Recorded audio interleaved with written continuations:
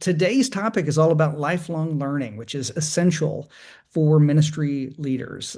If ministry leaders are going to be effective, they need to adapt, they need to grow, and also to respond faithfully to the changing needs of the church and also the world. So today we're going to be unpacking how lifelong learning programs and theological education are evolving and the support that they need in order to survive and also thrive. Today, we're going to be hearing from Helen Blier, who's a good friend of the Common Table, and she serves as the director of the Center for Lifelong Learning at Columbia Theological Seminary, and she's also the president of ALLLM, the Association of Leaders in Lifelong Learning for Ministry. So to get things started, I'm just going to say welcome, Helen. We look forward to your presentation, and so help set us up here so we can go out into these breakout rooms. Great. Let's see if we can go ahead and we'll just do stop sharing for right now. Get you guys into breakout rooms. Everybody, I'm Helen Blier. It's great to be here again with Common Table. Thad, it's always good to share screen with you. Today, our plan is going to be to talk about lifelong learning. I've just finished a big study that takes a look at how lifelong learning unfolds in theological schools across the Association of Theological Schools. We know that it's not the only place where lifelong learning happens, but it is probably one of the most influential places where it happens. And we want to get a sense of what was happening. What was the set of programs, who's leading these programs, what are the levels of institutional support. And we're going to be talking about some of that today with an eye towards the shared commitment everybody in this room has, which is the care and well-being of our ministers, of people who lead our communities and do our faith-based work, and what it takes to ensure their longevity in this work, to sustain them over time. So I understand that we have these breakout rooms that are an essential part of our gathering. What we're going to do is break you into rooms in pairs. That's going to work that magic. And the question I have for you is this. What I'd like you to do is to get comfortable in your chair for a moment. And even though it's afternoon on a Friday right before a holiday, I'm going to invite you to close your eyes for just a moment. I realize this may be dangerous territory, but roll with me for a moment. As you close your eyes, I'd like you to call to mind somebody whom you think is just an exemplary minister. Somebody who has exemplary qualities, somebody you've known over the course of your life. When you think about a really great, effective, transformative minister, this is the person who comes to mind. And as you call them to mind, what I'd like you to do is to think about what are the qualities they have? How did they go about their work? How did they interact with the people around them? What was it like to be in their presence? And pay attention to what it's like to call that person to mind. Are there thoughts and feelings that come to mind as you remember them?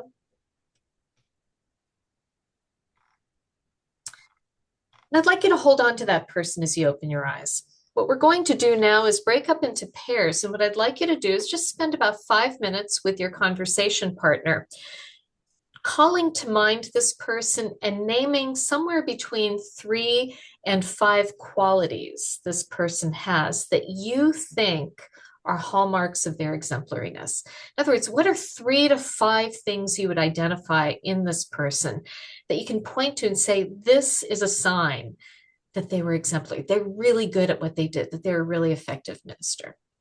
And then we're going to come back and talk about those impressions that you have.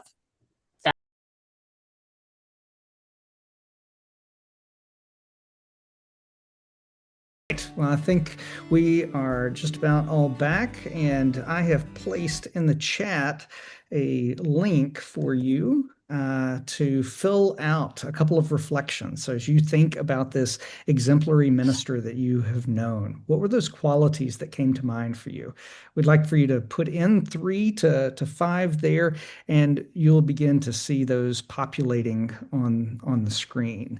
Immediately after you have put in those reflections, we'd like you to do the same exercise for the opposite. So for you to think about just quickly someone that probably shouldn't have been been in ministry, what are those qualities that that individual possessed? And so we're going to use this as a little bit of kind of a helpful way for us to begin a conversation about lifelong learning and thinking about the ultimate end to which we are working through lifelong learning programs. So here on the screen, we've got things like humility, they delegate, single-minded on service, pastoral concern, emotional maturity, a patient sufferer, self-forgetful, patient, wise, personal integrity, deep spirituality, curious listener, deflect attention, non-anxious, presence, approachable, lifelong learner. What strikes me about all of these answers, and this should help illumine why we're doing this exercise, is that all of these responses somehow have included in them, with humility as the center one, an understanding that they are not the only source of wisdom. They are not the only source of anything in the room. There's an understanding that they have to approach their role with an openness, a willingness to learn, to communicate, to be in reciprocal relationship with people. That's part of the maturity. That's the personal integrity, the morally upright. I think of those as similar things. Understanding that how they behave and hold themselves in relationship is itself an instructional and formative thing. These are folks who really exemplify lifelong learning, what it means to be a lifelong learner. Somebody who can understand that the sources of wisdom are there in other resources than their own thinking about things or their own sure knowledge. Thad, what do you see when you look at these lists? Yeah, I mean, well, and the fact that integrity is right next to humility. So it's not just that kind of deflective kind of nature, but that there's something, they actually have a backbone, right? Yeah. There's a willingness to be upright and moral. I think that there's a lot here that relates to one of the phrases that was used in terms of emotional intelligence. Mhm. So understanding how to be with people, I think is a really key part of that.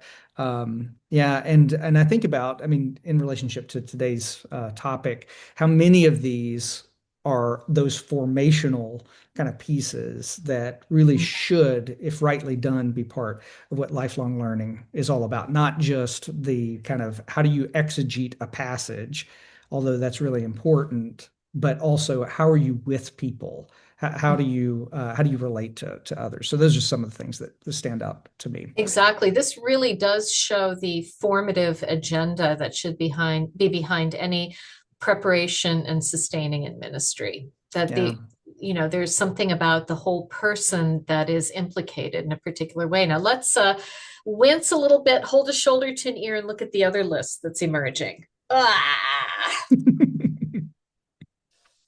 Yeah, we don't want to spend too much time on this list because it's a little triggering sometimes to remember some of those people. But Thad, what are you seeing here? Yeah, so obviously, I mean, the opposite of what we saw on the other slide is what's at the center. So instead of humility, a very self-centered kind of a presence. Instead of being a non-anxious presence, the people we're thinking about oftentimes are anxious. Instead of being visionary, they're reactive. And I think it's, I mean, so interesting here too, because conflict averse. So it's not a matter of not, I mean, it's not just about like, not engaging in conflict. Maybe it is, but here with those that, probably shouldn't have been in ministry, they were unwilling to take a stand or to put their foot down or to make a call when they probably should have. There's a whole lot here that shows a person who is not a reflective practitioner, right? The idea of being self-centered, reactive, anxious, dominating, lone ranger, conflict averse, domineering, uncompromising shows a kind of rigidity that is not open to learning new things or having soft or gray edges at the edges of their interaction with people, their ministry, their own sense of their knowledge. One would wonder what kind of God these folks believe in if they're purporting to do ministry. What's so interesting is no matter how many times over the last 20, 25 years, I've done this same exercise with different groups of people over and over again, no matter where I am, those two lists resonate completely across time, across people groups, across contexts. We have this lived wisdom and intuitive understanding of what an effective and exemplary minister looks like and what it looks like to be somebody who shouldn't be in that work. And at the same time, we have as a dominant model for ministry preparation a 3-year degree that purports to be comprehensive in providing people with everything they need in order to do this work effectively. So we're going to give you all this stuff, send you out into the wilderness, and good luck, you're going to do great, without recognizing that there is a lifelong process associated with the care and feeding of a vocation over time. And that's really what we're going to be talking about today. Now, let's see if I can work some magic here and get the correct slides to share. Can you all see my screen where it says mapping the ecotone? Fabulous. So as president of ALLLM, one of the fun things that I've done twice, in fact, over the last 5 years is conduct 2 landscape surveys of all of the leadership doing lifelong learning program direction in theological schools. And we've gotten great response rates both times. We decided in 2019 we were going to do this research to get at the leadership, the programs, and the institutional support of these programs. And when we initially wanted to do this research in 2019, which we intended to launch in 2020, honest to God, we had no idea it was going to happen. So here we are with this great project, a survey that's going to be collecting qualitative and quantitative data. And there's this little thing that happened on March 13th, 2020. The world shuts down, at least here in North America, that was the date for it shutting down. And we ended up with our data getting this really amazing snapshot of an industry that found itself able to pivot and innovate and improvise in a far more nimble way than their host institutions, the seminaries, were able to do. In fact, believe it or not, COVID was a boon to lifelong learning programs in 2020, 2021. So in 25, we decided that we were going to reboot that same survey with just minor technical adjustments to it, distribute it among the programs, and see what happened. And so the data that we collected, which we're going to be talking about today, talks about the broader context for the research initiative, the key takeaways from our study, and some of the insights and questions suggested by the findings. For this webinar, we're particularly going to look at the ones that involve the care and feeding of ministry professionals to ensure their well-being, because that is Common Table's primary commitment. So let's take a look at what the survey did. So in the first round of data that we collected, we discovered, doing a manual analysis of every single ATS member school website, that there were 84 programs we could identify in 273 Association of Theological School member schools. When we redid the survey in 24-25, we found that the number had gone up to 138, which is about a 60% increase in programs in 289 member schools. First time around, we had 41 respondents, second time, 57 respondents, both of which are pretty good return rates for a survey like this. And it was a lengthy survey. We had qualitative and quantitative data. We collected numbers. We also collected Likert scale, rate this on 1 to 5 perceptions, and had some open-ended questions. And then most recently, I was able to conduct some interviews as well with 15% of the respondents. We got information on the directors, on their programs, on the levels of institutional support.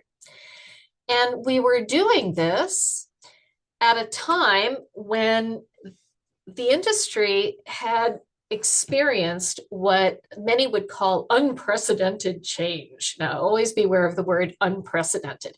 I think the part of the change that we're experiencing in church world and in theological education is unprecedented only in terms of the speed with which it is happening. But this kind of major seismic, if you will, shift that's gone on, it's not the first time this has happened. It's been a whole lot of change just in a very short period of time. So the last 5 years since the first survey, what's happened? We've had COVID. We have had the experience of watching a majority of our work go online through platforms like this, like Zoom, and then after reopening after the pandemic, this continues to be a major part of how we're interacting with each other. So just like the Holy Spirit, our work knows no geographic boundaries. We've had the Pathways initiatives and other initiatives by the Lilly Endowment. Just the Pathways to Ministry RFP that they've put out now twice, they've just announced a second round of recipients, has had over $1 billion dumped into the work of theological education and congregational life, to find alternative pathways to prepare people for ministry. This has been a massive influx of cash into theological schools, which have been struggling overall of late. We've had the great political division that's happened, particularly in the United States. We've had the great resignation with so many people resigning from their jobs, huge numbers of pastors who've been resigning as a result of tensions that they experienced trying to navigate all of this change, and with faith communities becoming hotspots and intense iterations of a lot of the greater conflicts going on outside of the church community. In the middle of all of that, we've also had tens of millions of dollars put into researching about the care and well-being of our clergy professionals. How are they doing? We've got Hartford's research. We've got the religious workforce research. We've got work that ATS is doing. We've got your work, that in well-being for clergy. We've got all of these initiatives that have been looking at what's been going on with clergy, and the general message that we've been getting is something like this photo. Okay, this is a real photo of an F1 tornado heading towards a seminary steeple on the right-hand side. This was not AI generated. This is a real photo. And this kind of summarizes what a lot of folks were feeling. To read the reports and to look at everything that's going on, one would come to the conclusion that things are really, really rough out there. So what did our research tell us? It told us actually that there was a real bright spot in the work of theological education, and that would happen to be lifelong learning.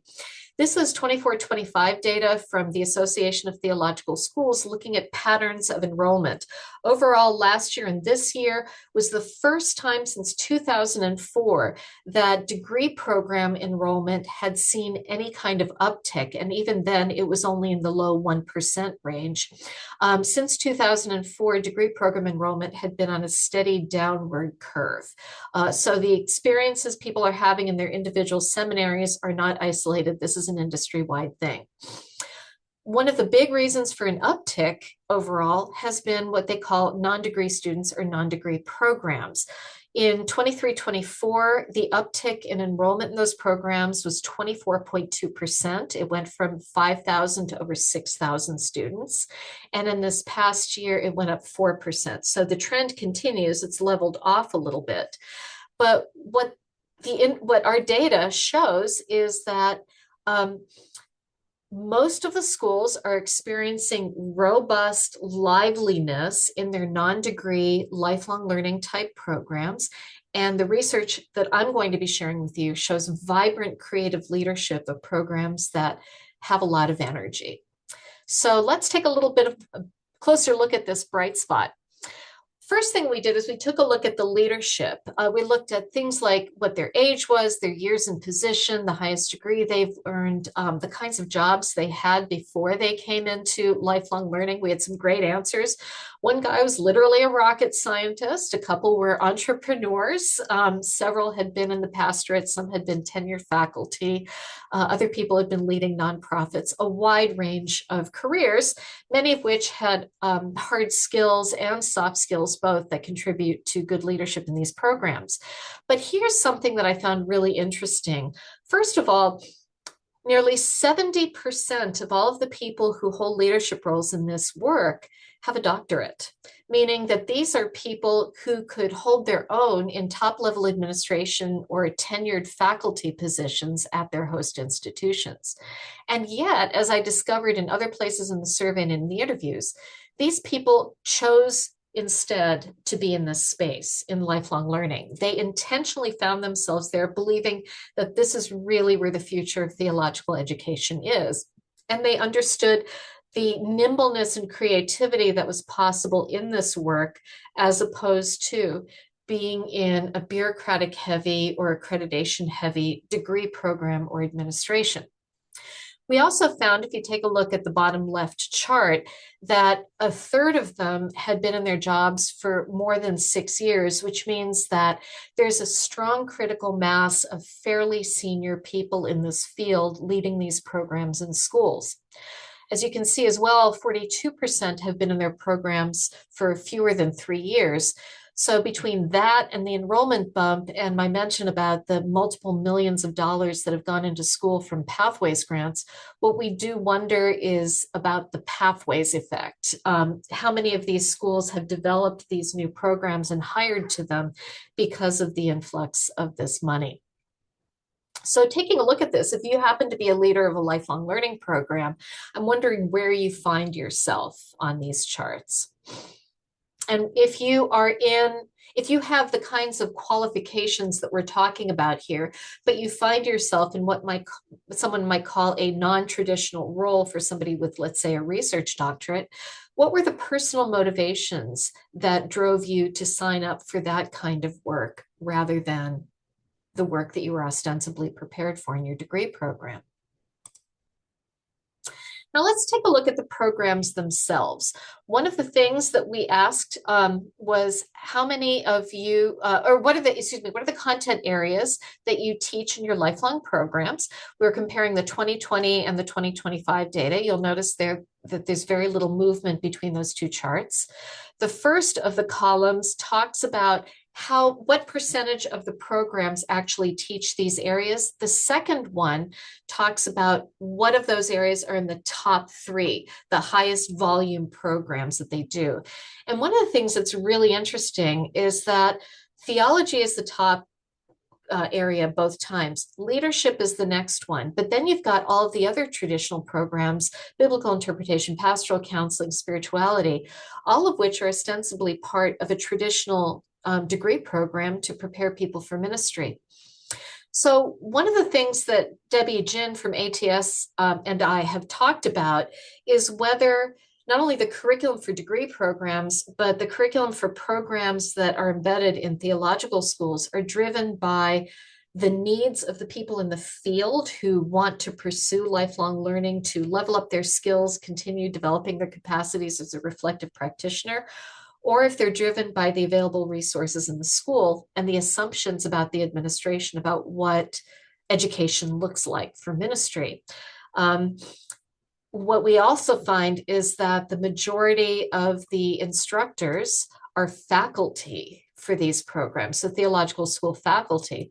So what emerges is a program that looks a little bit like seminary light, if you will, rather than being something that really reflects the challenges and tensions that may come from actually being a practicing minister.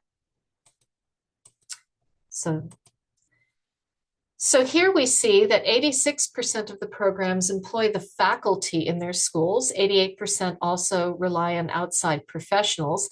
My hunch is that the faculty are responsible for the bulk of the traditional curricula. And when you're talking about leadership skills, those are probably provided by people who are outside professionals.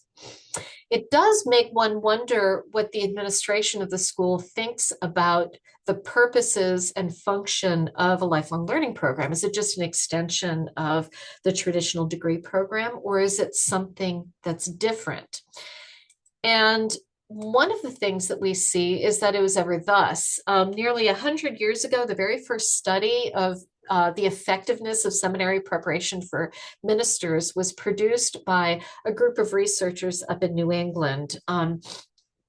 The May Brown study called The Education of American Ministers. It's a 4-volume series. I've got the slightly dusty volumes sitting here on my desk because I find them absolutely fascinating. One of the things that they looked at was comparing the importance and difficulty of an area of work in the pastorate to the effectiveness of the education that they received in seminary. So if you take a look at this chart, and I apologize for the tiny print, The top black line reflects how important and difficult that work is. The hash mark line is how helpful their ministry education was. Now take a look at the pastoral one. All those people skills that we had in our Menti word cloud, that's perceived to be the most, 100, the most important and difficult work a pastor does. But seminary education only gets a 58, which would be a failing grade in grad school. It was not very helpful in preparing people. Ministerial tasks, that would be things like worship, the performance of the sacraments, those kinds of things. It's, you got 86 on that. The helpfulness was about a 90, so that's a closer match. Homiletics, boy, did they get a lot of homiletics education. And the folks who are in the field are saying, yeah, it's important, but it's not as difficult as you made us think it was in seminary. Going down to administrative, it's difficult. Seminary didn't help much. And educational, meaning the work of Christian ed and religious education, Sunday school, and so on. So the portrait that we're getting here is that for nearly 100 years, it was ever thus, that we continue to teach some of the same disciplines in Masters of Divinity programs, particularly without the degree programs really reflecting the actual skill needs that people have in the pastorate. And yet it's supposed to be, quote, professional education. Now, I'll pull back a little bit from my criticism right now just to say that in some ways, you can't really prepare people for pastoral work in a classroom. This is something that folks need to learn as they're actually doing the work, which is why things like field education, supervised ministry, CPE are so crucial in the effective preparation of ministers for their work.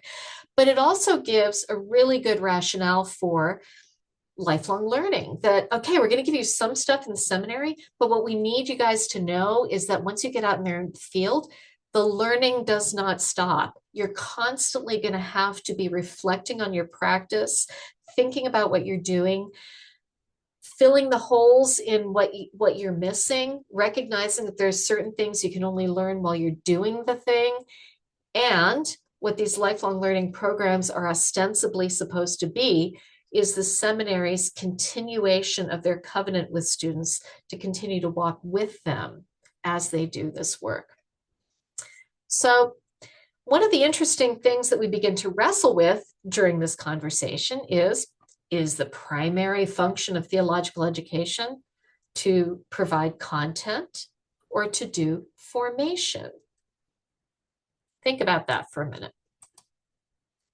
Let's take a look now at levels of institutional support. One of the things that we found as a hot take is that these programs really punch above their weight in terms of their return on investment. We've got really tiny staffs doing huge outsized portfolios of work, and they give a lot of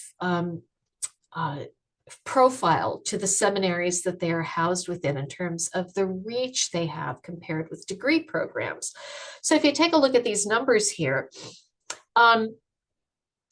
almost 30% of our schools run programs that host more than 500 people, with 10% of our programs hosting more than 1,000 participants per year.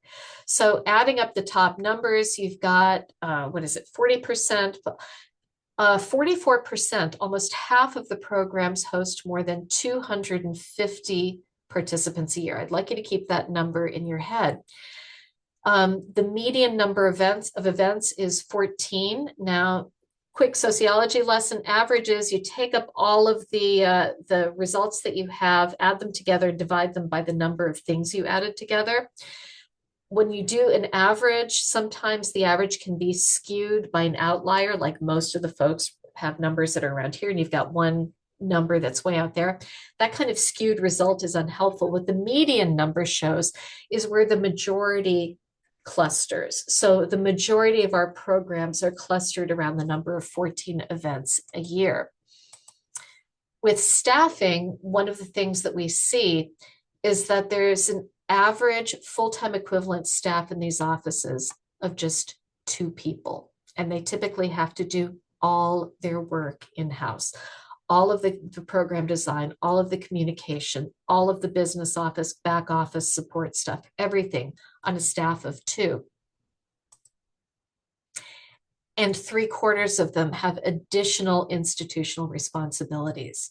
3/4 of our respondents wear multiple hats in their schools. They do lifelong learning and the Doctor of Ministry program. They do lifelong learning and field education. They do lifelong learning and something in the enrollment management office, etc. Lifelong learning, and they teach 3 courses a semester. So you've got a lot of folks whose multi-vocational careers, A, mirror a lot of what folks are doing out in the field, but also B, make it hard to really focus on some of the creativity and innovation that people are really looking for. When you compare that to the kind of institutional infrastructure that's present in the rest of the institution, you've got the equivalent of 11 full-time faculty, that's the median, to serve an equivalent student body of 79 full-time students per school. So you contrast that to that number 250 or more that I asked you to focus on before and keep in mind. You've got a staff of 2 with 250 people, a faculty of 11, never mind the rest of the institutional infrastructure, with a student full-time equivalent headcount of 79, or 132 individual bodies within that school. That means that these programs are not necessarily getting the level of support that they need to function with the output that they've got. And institutions continue to privilege, of course, the traditional degree program structure, despite the fact that numbers have been dropping or maybe holding steady for more than 20 years now. Economically, some of the numbers show the same trend, where the people in these lifelong learning programs are largely expected to generate enough income to pay for their own salaries and benefits. Many of the programs are subsidized, at least in part, but there's still a very different economic model that emerges here for lifelong learning programs compared to other educational efforts in the institution. Put simply, I don't know a single tenure stream faculty member who's expected to generate through credit hours enough income in the classes they teach to cover their own salary. The expectation is this is part of the educational mission of the school, and of course the school will subsidize that. On the other hand, for these other educational programs that are ostensibly part of the secret sauce that keep vocations going, we've got a very different economic profile. For income supporting their work, you'll see that mostly program fees, with the second one being grants, many of these Lilly Endowment grants. The participant fees one is an interesting one to put a pin in because, as we know from some of Thad's research as well, the economic profiles of many of the intended participants in these programs is not great. And while professional development, lifelong learning is an important part of their ability to stay vibrant and intact in their field, it's often the first thing to go time-wise or financially for stressed pastors. These leaders were asked what they need to thrive in their position. And frankly, you could probably ask the same question of most pastors and get a similar answer. The top 3, of course, were institutional buy-in, collaboration. Like, I need people to understand the importance of what I'm doing here. They need more financial resources. They need more staff. They need professional development and networking because, like so many pastors whom they serve in their programs, they are often solo in the work that they're doing. But when they're asked, do you like your work? They said above and beyond anything else that it was a vocation for them, that they loved their work, and they just wish that the institution would structure their professional portfolio in a way that underscored and recognized that. These leaders say things like the institution doesn't see lifelong learning as essential to the mission. One said, is there a pill that opens the eyes of the administrators? Somebody said, and this is a true story, there's one program where the director of lifelong learning on a quarter-time position was expected to develop certificate programs that would cost $10,000 in theology, mind you, so that they could generate income to make up for the shortfall in dropping MDiv enrollments. That's nuts. So one of the things that we asked as researchers in taking a look at the data was, we see the numbers are growing. We see that there are vibrant, extraordinary people who are taking on these positions, who bring a lot of juice and energy to this work. How does the institution support them? We've seen not very well. What is the institution's take on the program? Here are 4 signs that the institution might be taking a reactive stance rather than a strategic stance towards the program. The first is the programs that are the compensators. In other words, we're going to develop a lifelong learning program so we could fill the gaps in what's missing in the degree program, because our faculty don't feel like teaching different things. They want to continue teaching what they think is important. And we need to fill the holes in what folks didn't get further along the line. So we're going to give you an HR class. We're going to give you an administration class. We're going to give you a how to be an integrated leader class afterwards. The second sign is the side hustle.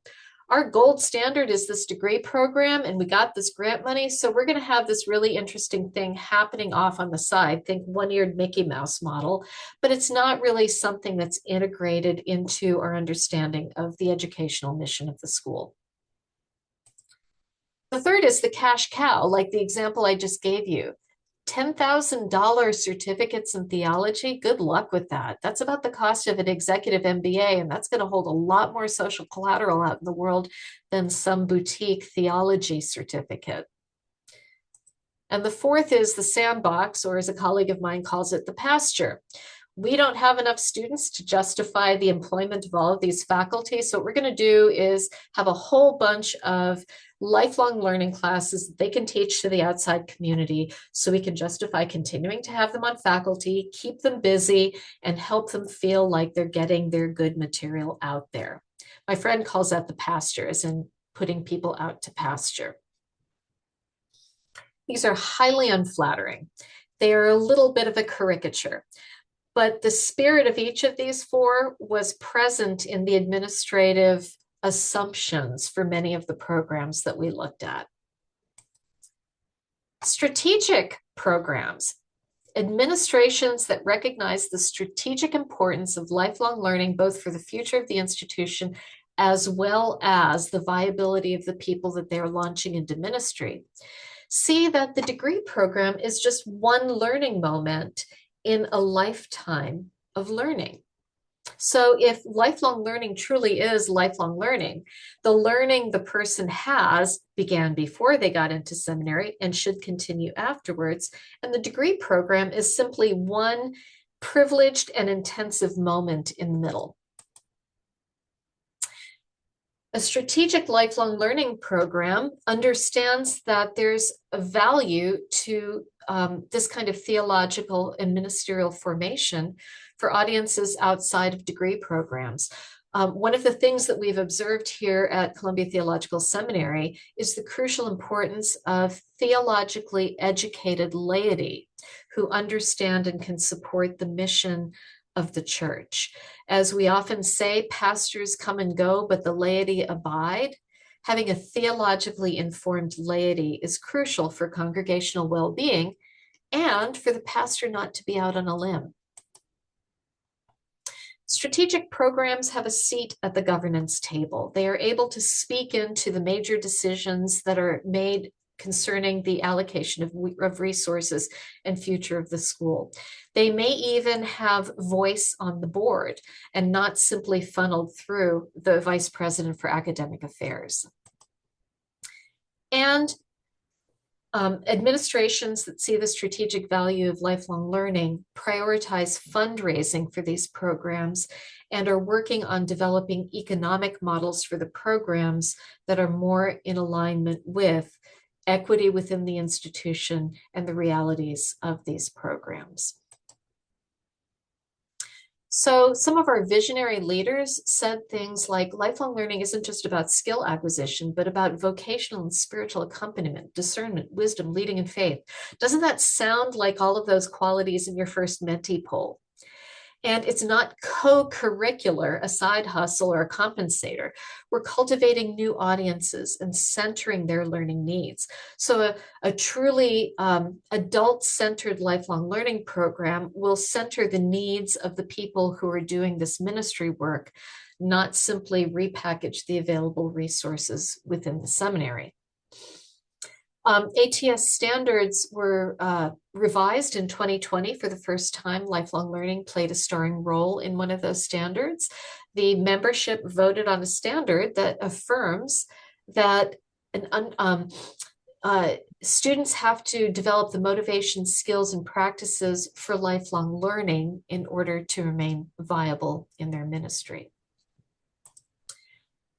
So here's our next question. What I'd like to do is to have you guys begin to think about what a lifelong opportunity needs to look like if it is supposed to be formational, if it's supposed to be contributing to the good ends of clergy well-being that Common Table is so committed to, and moves beyond simply filling in the gaps, or as I call it, providing seminary light experiences for people after the degree program has ended.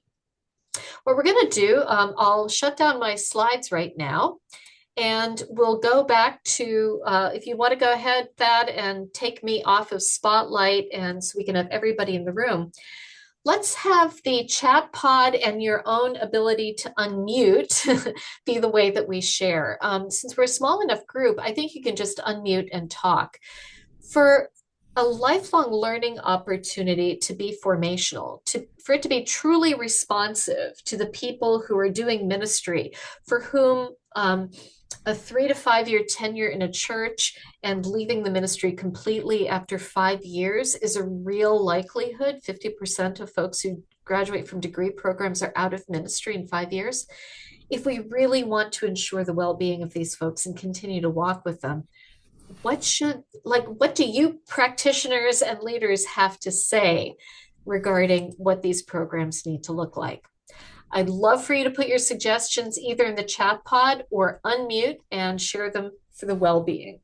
And Thad, if you want to start seeding the conversation, you can say something as well. What would you like to? Yeah, so the place where I would begin is wondering, I think we often think about lifelong learning as what happens after the theological education has taken place. And I wonder what it would be like to think about it as not just what happens after, but also what happens before. So are there programs that theological schools could have in place to truly nurture a sense of vocation, right? So instead of seeing the theological education as the starting place for a lifelong learning program, what would it be like in a formational sense to actually be on the front end as well? So that's one thought I've got, but interested in any others that you all have. See a bunch of folks who've unmuted. Please speak up. What are your thoughts? Well, I'll go first. I think one of the things that we found in doing formation is that for it to have lasting effect, there has to be some action learning. So that, you can give a workshop, you can give a class and so forth, and, people can take wonderful notes and, share wonderful ideas. But unless it's linked to some sort of, okay, now we're going to go and try and practice some of these things, and then we're going to come back and talk about it so that there's integration between learning and practice, and then that way it takes hold, as opposed to, a couple nice thoughts and then you kind of forget about them later on. That's such a great observation, Kevin. And what you're doing is reflecting back to us the cycle of being a good reflective practitioner, where it's not just about getting content, it's about looking at your own practice in a new way and integrating what you're doing with new ideas, new perspectives on things, perhaps new content. And you point to a real shortcoming in a lot of continuing education programs, which is that they are content driven. This idea that you're going to get a whole bunch of people together for a workshop, going to give them some great content, they're going to take a bunch of notes. Smart money is on them never looking at those notes again. And in fact, there was some research done at the beginning of the 2000s in continuing education for medical professionals, doctors in particular. And there was no correlation seen between content-driven continuing ed that was mandated for doctors and increased efficacy in practice. So some doctors did get better, of course, but it had nothing to do with continuing education, which is not to argue that continuing ed or that kind of an opportunity isn't necessary. It points to the shortcoming in how that stuff got delivered. And it was a whole bunch of doctors, usually in a hotel ballroom, sitting at long tables, taking notes, a little later than the 2000s, scrolling their phones, no doubt. And they check off on their tick mark that they did CEUs, they earned these CEUs.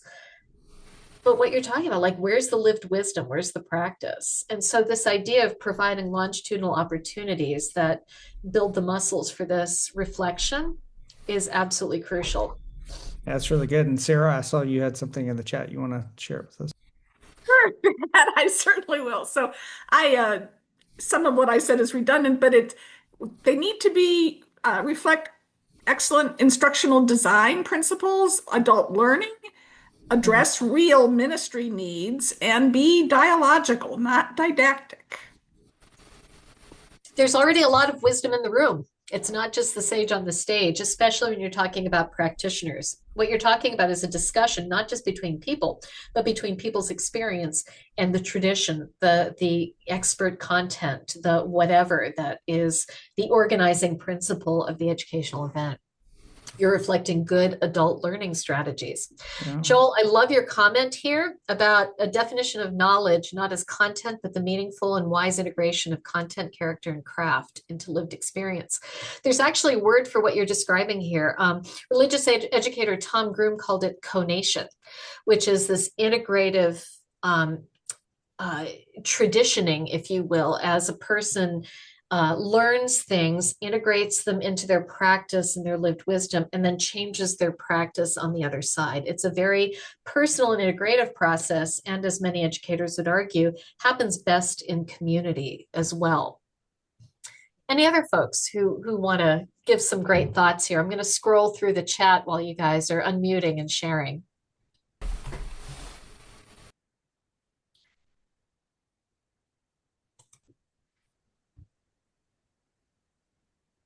All right, there's one that came to me privately from Dave Higgle, who had to walk away because of another commitment. But he did say that he was reflecting on the word cloud that we did at the beginning. Yeah. And he said that there were so many things in terms of the fruit of the Spirit from Galatians 5 that were connected to the ideas that we saw in an exemplary leader. So. Yeah, that's fantastic. The question of the faith community leader, when they're thinking about what is the hope they have in leading this community, should be the same question that somebody who is running a continuing ed or lifelong learning program should have, which is, how do we get people on that first list, manifesting those qualities?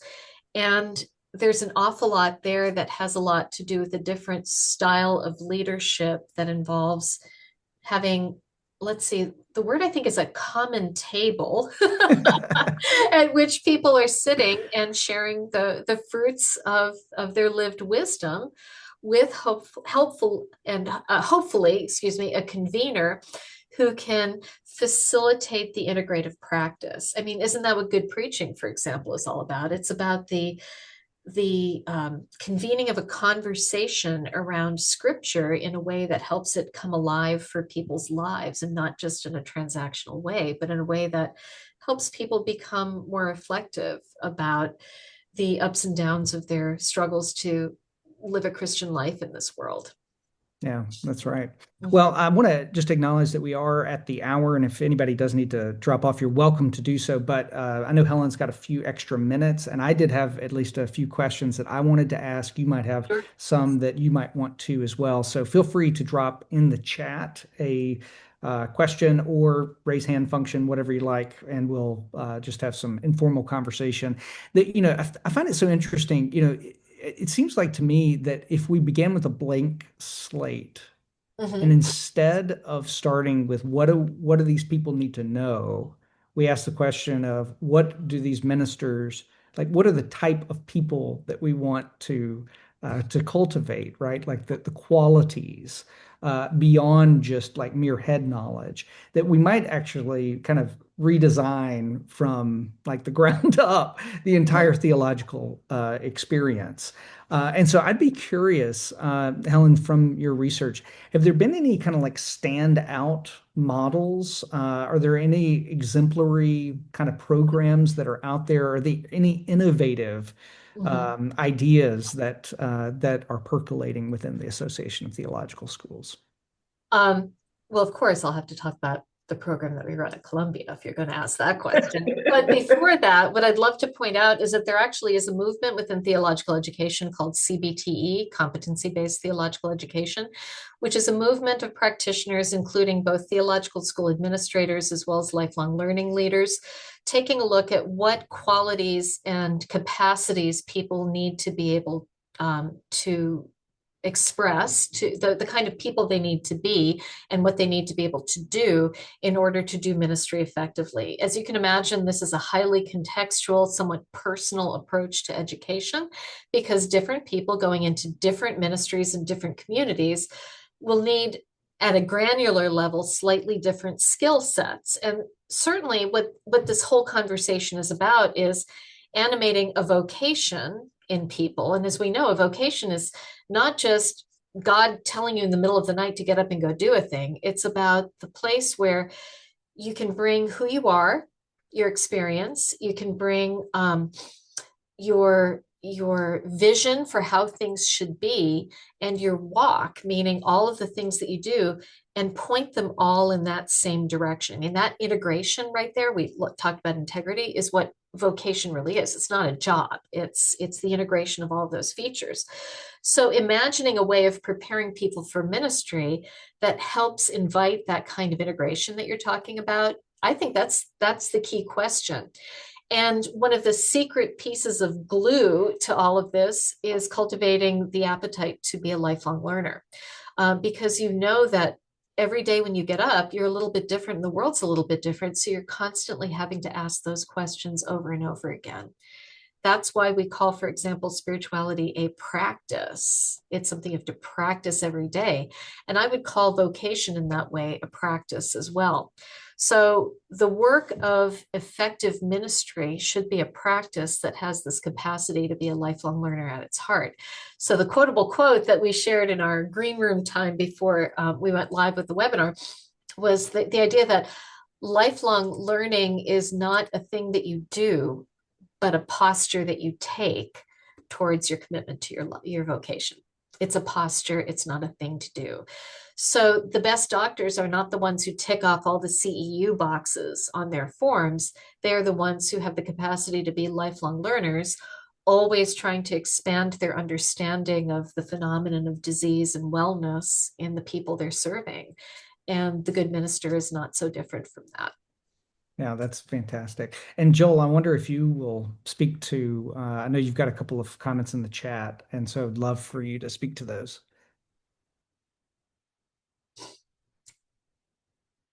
We can't hear you for some reason. You've got your thing unmuted, but it's a mystery. And Kevin, nobody has done tons of good grassroots research in a while, except the two places I would point you would be to ATS, the workforce study that they did. Debbie Jin and Joanne Deasy just published a great piece on that. And number two, the Lewis Center at Wesley has done a robust study of the needs of pastors. And it's a small subset of pastors. It's largely Washington, D.C., DMV area ones.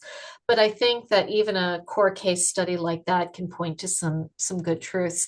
My hunch is that you're not going to be surprised by any of these results. I think they're probably going to affirm what you already suspect. Yeah, and I also wonder, Kevin, if it changes based upon who you ask. So if you ask the person in ministry, if you ask the denominational official that oversees that person, if you asked the person that sits in the pew, Mhm. right? What I mean, I think you're going to get very different, and in a large case, I think that's part of what leads to stress and burnout on like with ministers is that there's kind of competing job descriptions, right? They're expected to be this for the denomination, they're expected to be this for, you know, the those in the pew, and so there's not a lot of alignment. All right, Joel, do you have a Can you voice? hear me now? We We can hear can. you. Perfect. Yeah. I mean, going off of that last comment, I think that's one thing we've wrestled with as an institution is not like even within one community of practice, right? A particular denomination or something like that, different audiences within that one community of practice can have different perspectives on not only the content, right, but the character and craft that a person needs and what that meaningfully looks like to integrate them. But the reality is, as an institution, we're serving a few hundred communities of practices, like different denominations with people in different roles, right? A Mexican missionary in Iran, somebody in a rural context, somebody doing church revitalization versus, right? It's just like there's a plethora of roles, and that's like that are being played. Plus, you know, as we've wrestled with in the clergy care world, like the amount of switch tasking they need to do, the right? It's impossible. Like even if we could clearly define what's the content, character, and craft that a particular pastor needs, it's shifting so fast. Like, and the rate at which we design programs, build them, decide what content they need, what skills they need to practice, who they need to become is virtually impossible. And like, even if we had enough money, right? If you could give me $1 billion tomorrow for me to build a lifelong learning program or an MA program for every one of those audiences, like it's not like the best stewardship of resources. And so, like, how do we then serve all these different audiences? And it seems like, I mean, I love your point, Sarah, on like this sort of like adult learning like principles, and some of that seems to be like learner agency and the agency of a community of practice and defining what those are.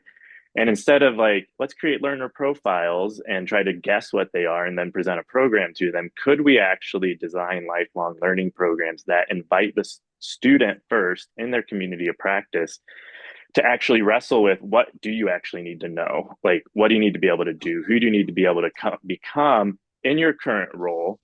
And then begin to define that. Like, what does excellence actually look like in my context? What does it look like to be successful? And what do I like? In what ways am I already doing that? Right? Because of past formal education, my own lifelong learning, what are my gaps? And then what do I need to actually address those gaps? And begin to learn, like, to me, so much of lifelong learning is like how to become the type of person who's always doing that in a world that's constantly shifting, right? I'm going to have to ask that question all the time, and have to learn how to leverage. Somebody said, like, there's so much wisdom in the room already, right? How to leverage the wisdom I have, the wisdom of my community, the network I have, resources from theological educational institutions that actually begin to move in that direction, and then do that 800 more times over the course of my career. And so I think we're trying to figure out, like, how do we start there? Like, how do we center the student, not our own programs, and build around the student in the variety of contexts so that we can work with a Coptic priest or, you know, a indigenous First Nations person, right? For whom, like, I'm not the expert. I don't know. And I don't have the resources to build a lifelong learning program for them. Give this man a grant. Joel, that was great. And one of the things that I do want to underscore is we can get ourselves tied up in knots looking at identity, politics, particularity, differences in context, whatever that pixelates the people and the places where ministry is done. When what we began with was an exercise that had a whole bunch of different people in the room, nonetheless coming up with some of the same character qualities that somebody should have as a practicing minister, regardless of their context. None of them said subject matter expert. All of them had to do with a way of being. So to center the needs of the student in a way, or the participant, let's call them, because a student has a particular kind of didactic model that assumes they are going to be getting something from somebody who's more of an expert than they are. The participants have wisdom, but may not have been in contexts that honor that wisdom and elevate it to an important source of knowing for the work that they're doing. Nor do they necessarily know themselves well enough to know what they really need. In fact, Kevin, one of the articles I'll mention to you is, if you could look up Daryl Stevens, Stephens, he just published an article in Religions about a preaching initiative with Methodist pastors in New Jersey. And one of the things that he discovered is preachers for effective preaching need lifelong learning, but honestly, they have no idea what they need. Like we assume people know what they need, but they don't. And they haven't had the chance to be reflective in a way that helps them identify who they are and what their needs really are. One of the most effective programs that we run at Columbia that fosters longevity in ministry is called Leadership in Ministry.